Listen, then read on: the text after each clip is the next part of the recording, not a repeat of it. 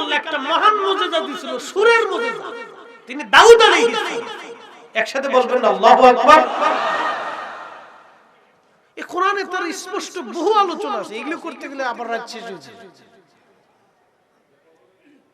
তার সুরের মোহনা এতই মারাত্মক ছিল, তিনি যখন জবুর পড়তেন, জবুর 70 সুরে জবুর পড়তেন। আপনি আমার ওয়াজের সুর শুনে পাগল হয়ে গেছেন এক সুরে, আর দাউদ আলাইহিস সালাম 70 রকমের সুর দিতেন। একসাথে বলবেন না আল্লাহু আকবার। কত রকমের সুর! এই 70 সুরের মোহনায় পাখিরা পর্যন্ত মরে যেত, হার্ট স্ট্রোক করে সহ্য করতে পারত না, পশুরা মারা যেত। নদীর মাছ নদীর কিনারে এসে এই ঝাঁক ধরে ধরে ঘন্টার পর ঘন্টা, ঘন্টার পর ঘন্টা দাউদের সেই 70 সুরের তেলাওয়াত শুনত। এটা আল্লাহ প্রদত্ত জিনিস। আল্লাহ রাসূল নিজের দরবারে মসজিদে নববীতে হযরত হাসান বিন সাবিতের জন্য মিম্বার আলাদা বানাইছিলেন। ওই মিম্বরে দাঁড়ায় দাঁড়ায় হাসান বিন সাবিত নবীজির শানে নাতে রাসূল গাইতো সুরে সুরে। ইন্নাকা উলিতা মুবাররান মিন কুল্লি আইব কাআন্নাকা খলিকতা কামা তাশা ওয়া দাম্মাল ইলাহু ইসমান নবী বিইসমিহি ইদা ক্বালা ফিল খামসিল মুআজ্জিন আশহাদ ওয়া শাক্কা লাহু লিউদিল্লাহু ফাযুল আরশি মাহমুদুন। একসাথে জোরে বলি তো আল্লাহু আকবার। প্রিয় সাথী আর মুসলমান, মাইকের আওয়াজ যত দূরে যায় খুবই মনোযোগ দিয়ে শুনে যান বাবা। যে কথাগুলি বলছিলাম আল্লাহ এবং আল্লাহর নবী জানে, আল্লাহু রাসূলুহু আলাম। আল্লাহ জানে, নবী জানে, আল্লাহ জানে, নবী জানে, আল্লাহ জানে, নবী জানে। কথা বলতে যাইয়া কাজী নজরুলের শের বলছিলাম, শ্রেষ্ঠ নবী দিলাম তরিয়ে নিতে রোজাসুরি পথ না ভুলি, তাই তো দিলে পাক কুরআনের বাণী। খোদা তোমার মেঘের বাণী। বলেন সুন্দর ফুল সুন্দর ফল মিঠা নদীর পানি। খোদা খোদা তোমার মেঘের বাণী। তুমি কতই দিলে নতুন ভাই বারাদার পুত্র স্বজন, খুদা পেলে অন্ন জুগাও মানি চাই না মানি। খুদা তোমার মেঘের বাণী। সুন্দর ফুল সুন্দর ফল মিঠা নদীর পানি।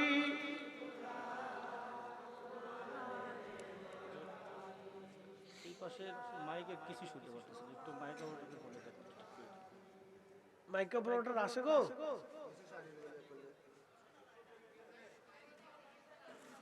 ও শোনা যায় না? আচ্ছা আচ্ছা, এই তো সমস্যা। তাহলে মনে হয় 2-1টা ইউনিট কাটতে পারে। মাইক্রো দেখেন তো, ইউনিট চেক দিয়ে দেখেন, যদি কাটতে যায় হ্যাঁ কাটতে পারে, তাহলে ইউনিট একটু তাড়াতাড়ি করে লাগাই দেন। আমরা একটু দুরূদ শরীফ পড়ি। আল্লাহুম্মা সাল্লি আলা সাইয়্যিদিনা, মাশাআল্লাহ, ওয়া আলা আলি সাইয়্যিদিনা।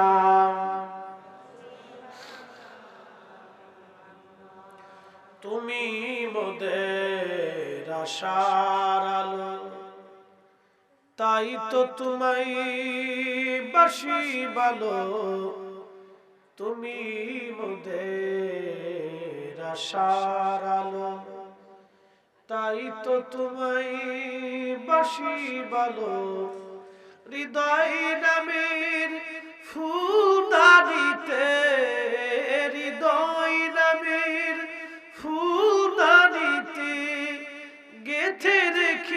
প্রেমের মালা ইয়া রাসূলুল্লাহ ইয়া হাবিবাল্লাহ বলেন ইয়া রাসূলুল্লাহ ইয়া হাবিবাল্লাহ ইয়া রাসূলুল্লাহ আল্লাহুম্মা সাল্লি আলা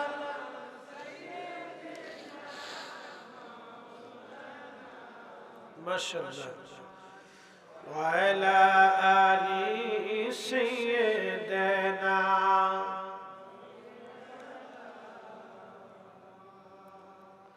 বন্ধুগণ বলছিলাম হযরতে জাফর রাদিয়াল্লাহু আনহুর কথা হযরতে জাফর রাদিয়াল্লাহু আনহু বিবিকে ডাক দিয়ে বলতেছিল বিবি রে আর কোনদিন ফিরে আসার সুযোগ নাই বিদায় দাও রওনা হচ্ছি বিবি ডাক দিয়ে বলল স্বামী রে একটু অপেক্ষা করেন আমি একটু দোয়া করতে চাই আপনার জন্য করো দোয়া হযরত জাফর রাদিয়াল্লাহু আনহুর বিবি ওযু করে এসে নামাজ পড়ে রবে করিমের দরবারে হাত বাড়াই দিছে ওগো রব আল্লাহ তোমার রাসূল আমার স্বামীকে মুতার প্রান্তরের সেনাপতি নির্বাচন করেছে আর শহীদ বলে ঘোষণা দিয়েছে গো মালিক আমি জাফরের বিবি হয়ে তুমি মালিকের দরবারে দরখাস্ত করি গো আল্লাহ আমার স্বামীকে তুমি গাজী বানাই আমার কোলে ফেরত পাঠাইয়া দাও হযরত জাফরের হাতে তলোয়ার ছিল 500 পিঠ দিয়ে জাফর তলোয়ারের 500 পিঠ দিয়ে বিবির পিঠের মধ্যে আঘাত করে বলল বিবি রে যতই দোয়া করো আর কোনদিন কাজ হবে না রে বিবি আমার রাসূল আমাকে মুতার প্রান্তরের শহীদ বলে ঘোষণা দিয়েছে তুমি যতই গাজী হওয়ার দোয়া করো রে বিবি কোনদিন আমি আর গাজী হয়ে ফিরে আসব না চিৎকার করে জোরে বলেন আল্লাহু আকবার বিশ্বাস কি একটু দেখেন তো একিন কি মজবুত একিন ওয়ালা ছিল রাসূল বলছেন শহীদ এটাই হবে রাসূল বলছেন শহীদ তো এটাই ঠিক আর বাকি কোনো চিন্তাই তাদের মগজে আসে না হযরত জাফরের বিবি জাফর ঘর থেকে বের হয়ে গেল ছোট ছোট দুইটা সন্তান বাবা বাবা বলে তাকে ডাকতেছিল একটা বড় সন্তানের দিকে আর ফিরে তাকান নাই রওনা হয়ে গেলেন হযরত জাফর কুরআন বলতেছে ইয়া আইয়ুহাল্লাযীনা আমানু লা তুলহিকুম আমওয়ালুকুম ওয়ালা আওলাদুকুম আন যিকরিল্লাহ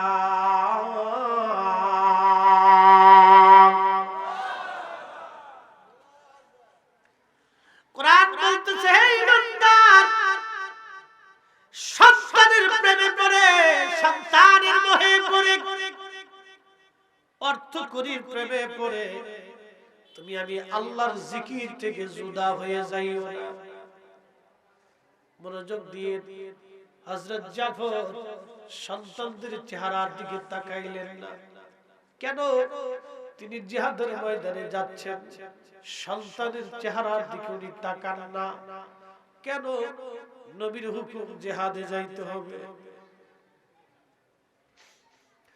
যদি সন্তানের চেহারার দিকে তাকান ওরা বাবা বাবা বলে কাঁদতেছিল সন্তানের দিকে জাফর তাকান নাই যদি সন্তানের চেহারার দিকে তাকান মায়া লাগতে পারে আর সন্তানের প্রতি যদি ভালোবাসা জন্ম হয়ে যায় যদি হুজুরের হুকুম অমান্য হয়ে যায় আখিরাত বরবাদ হয়ে যাবে কোরআন বলে ও আমার বান্দারা তোমরা শোনো লা তুলহিকুম আমওয়ালুকুম ওয়ালা আওলাদুকুম আন যিকরিল্লাহ সন্তান আর সম্পদের মোহে তোমরা আমি আল্লাহর জিকির থেকে জুদা হইয়া যাইও না যদি জুদা হও তাহলে তোমাদের কি হবে?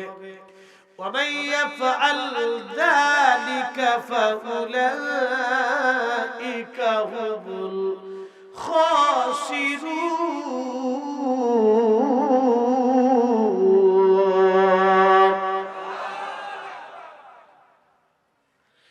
জিন্দেগি তোর যাইরে ফাঁকি দিয়া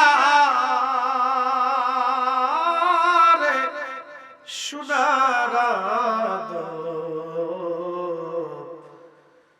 জিন্দেগি তোর যায় ফাঁকি দিয়া। ও যাদাবরে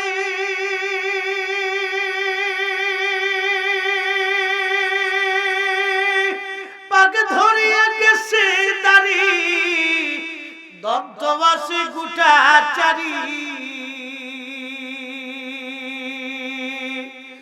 সমঞ্জারি গিয়াছে করিয়ারে সোনার জিন্দেগি তোর যায় ফাঁকি দিয়া। কোরআন বলে সন্তান আর সম্পদের মোহে পড়ে যদি তুমি আমি আল্লাহ থেকে জুদা হয়ে যাও, তুমি এমন ক্ষতিগ্রস্ত হবা, এমন ক্ষতির সম্মুখীন হবা যে ক্ষতি থেকে তুমি আর পুষাইতে পারবা না। অনেকেই এই মাহফিল আসবে, মাহফিল থেকে সন্তানের চিন্তায় বের হয়ে চলে যাবে, তারা আল্লাহ থেকে জুদা হয়ে যাবে। অনেকে সন্তানের চিন্তায় নামাজেও মসজিদে আসে না। যদি মসজিদে যায় নামাজ পড়ি, হাল চাষ কে করবে, ওই মাঠের মধ্যে ধান কে লাগাবে? ও আল্লাহর বান্দা, আপনার আগে বহু মানুষ কবরে চলে গেছে, ধান লাগানো কিন্তু বন্ধ হয় নাই, ধান কাটাও বন্ধ হয় নাই। কথা বলেন ঠিক কিনা?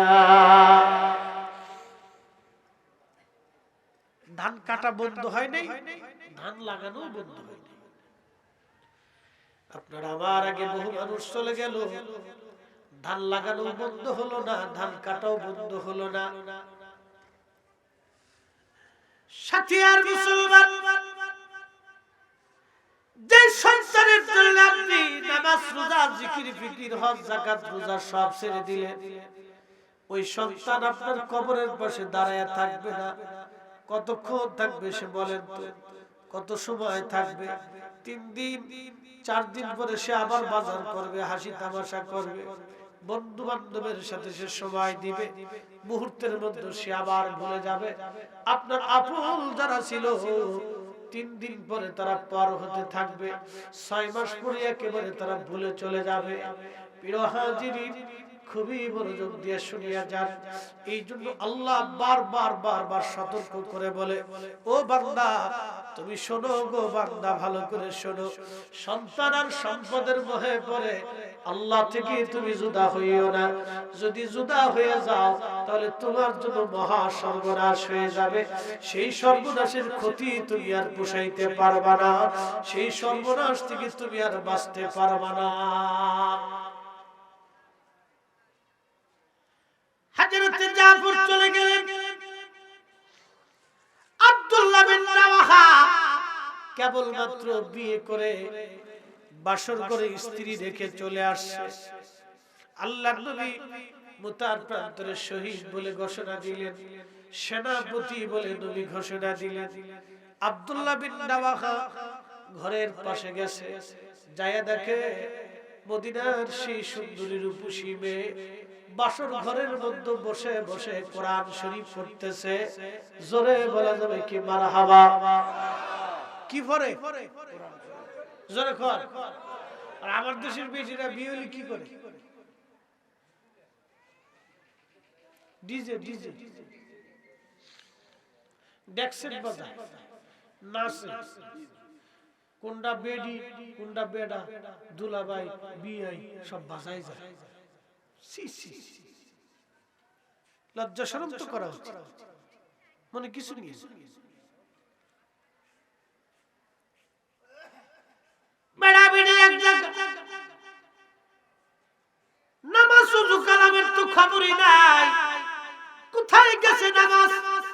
কোথায় তার ওযু কিছুই নাই। মদিনার সুন্দরী নারী, বাংলার নারীরা শুনে রাখো, মদিনার মেয়েদের তুলনায় তোমরা কিচ্ছু না। মদিনার মেয়েরা প্রাকৃতিক মাধ্যমে তারা এমনি সুন্দর, আবহাওয়া এত সুন্দর, মদিনার মানুষ এমনিতেই সুন্দর। মদিনার নারীদের কাছে তোমরা মেয়েরা, বাংলাদেশের মেয়েরা কিচ্ছু না, কিচ্ছু না। মদিনার মহিলা এক পাশে দিবেন বাংলাদেশের সুন্দরী, সবচেয়ে বেশি সুন্দরী, বাংলাদেশের সবচেয়ে সুন্দরী, এটা আর এক পাশে দিবেন।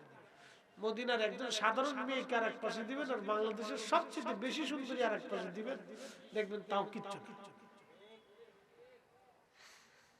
বেডির ভাব কত।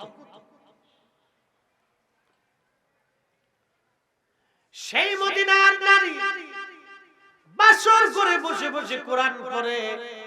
আব্দুল্লাহ বিন রাওয়াহা ঘরের দরজার পাশে যায় সালাম দিলেন, কে আপনি? বলে আমি আপনার স্বামী আব্দুল্লাহ বিন রাওয়াহা। স্বামী, হে ভিতরে আসেন। আব্দুল্লাহ বিন রাওয়াহা ডাক দিয়ে বলেন, স্বামী, বিবি আমার, ভিতরে আসার জন্য আমি আসি নাই, আপনার কাছ থেকে বিদায় নেওয়ার জন্য আমি আসছি। বলে, স্বামী আমার, কি জন্য বিদায় চান? বলে, হো বিবি শোনো, আমি তোমাকে বাসর ঘরে রেখে আমি গিয়েছিলাম নবীজির ডাকে সাড়া দেওয়ার জন্য, যুদ্ধের ময়দানে যাব মুতার প্রান্তরে। আল্লাহর নবী আমাকে ৩ নম্বর সেনাপতি ঘোষণা দিয়েছেন। শুধু ঘোষণাই দেন নাই, আমাকে শহীদ বলে নবী ঘোষণা দিয়েছে। বিবি, বিদায় নিতে আসছি, রাসূল আমাকে শহীদ বলে ঘোষণা দিয়েছে। আমি বুঝছি আর কোনদিন আমি মদিনায় ফিরে আসবো না। বিবি রে, আপনাকে বিয়ে করে আনছিলাম, আপনি আমার স্ত্রী হিসেবে স্বামীর দায়িত্বই পালন করতে পারি নাই। আমি স্বামী হইয়া আপনার স্ত্রীর হক আমি আদায় করতে পারি নাই, ক্ষমা করে দিবেন। দুনিয়াতে আর কোনদিন দেখা হবে না, হাসরের ময়দানে আপনার সঙ্গে আমার সাক্ষাৎ হবে। বিবি ডাক দিয়ে বলতেছে, স্বামী একটাবার ভিতরের মধ্যে আসেন। বলে, না বিবি, ভিতরে যাব না, তোমার সুন্দর চেহারা দেখলে আমার ভালোবাসার জন্ম হতে পারে। তখন হযরতে আব্দুল্লাহ বিন রাওয়াহাকে বিবি স্ত্রী ডাক দিয়ে বলে, স্বামী আমার, ভালোবাসা প্রেম নিবেদন করার জন্য আপনাকে ডাকি না, একটা নজর আপনার চেহারা আমি দেখে রাখতে চাই। কিয়ামতের কঠিন মাঠে কোটি কোটি মানুষের ভিড়ে আমি যাতে আপনাকে চিনতে পারি, আপনি আমার স্বামী আব্দুল্লাহ বিন রাওয়াহা, মুতার প্রান্তরের শহীদ সেনাপতি। চিৎকার করে জোরে বলেন আল্লাহু আকবার। তেলের গাড়ি তেলে চলে,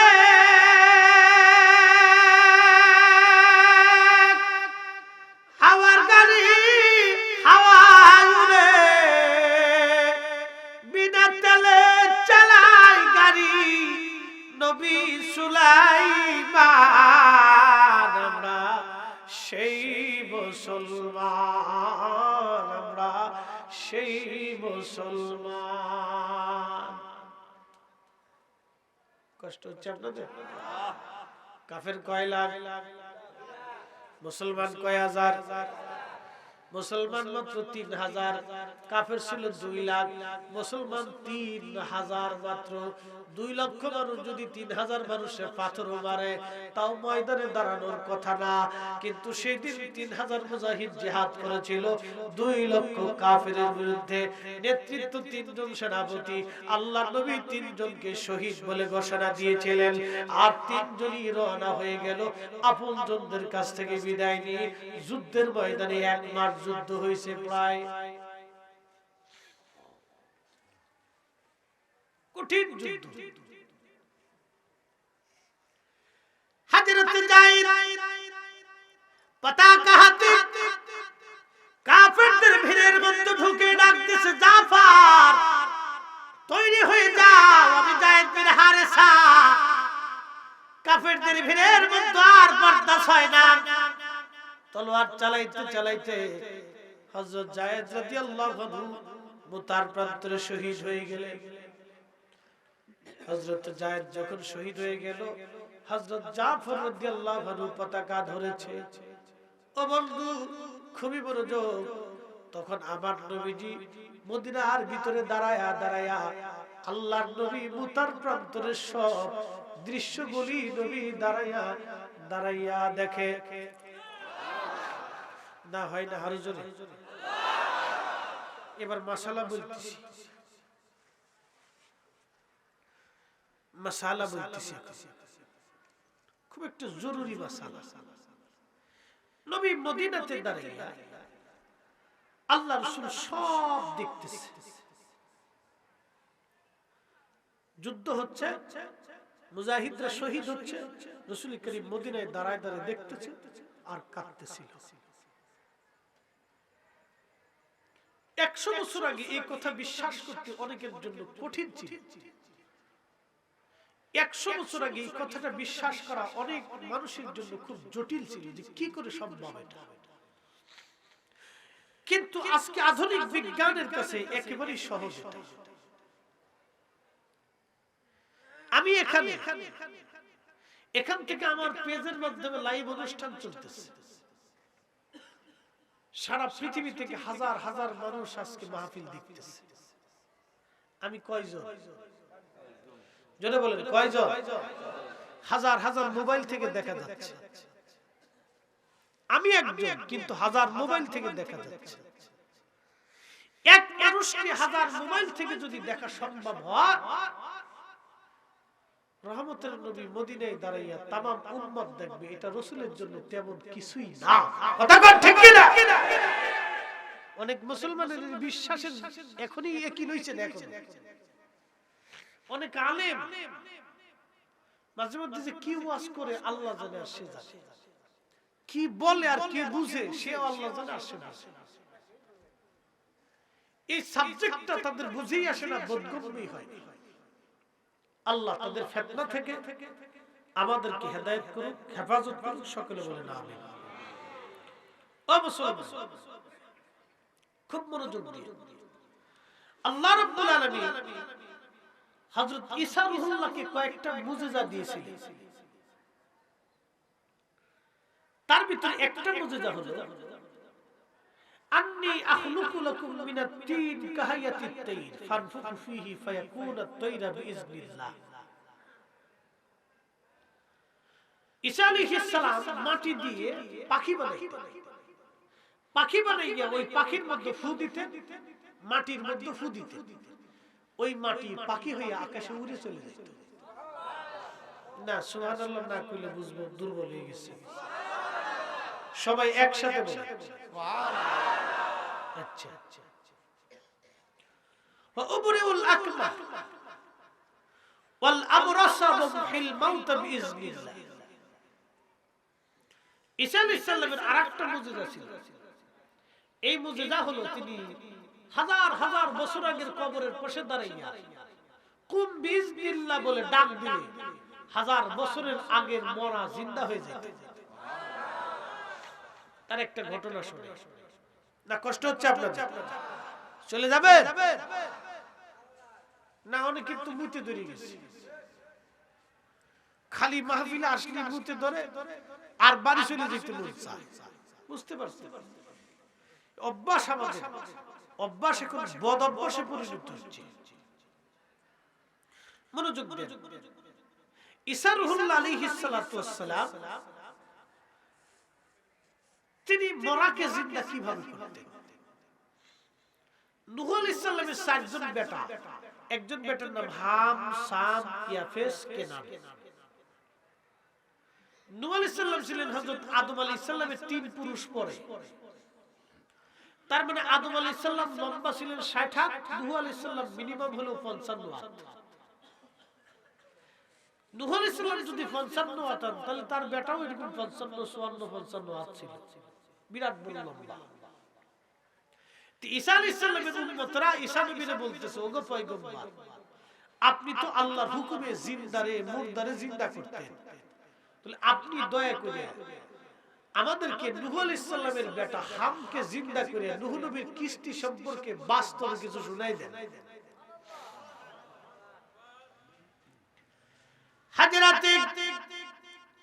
ঈসা রুহুল্লাহ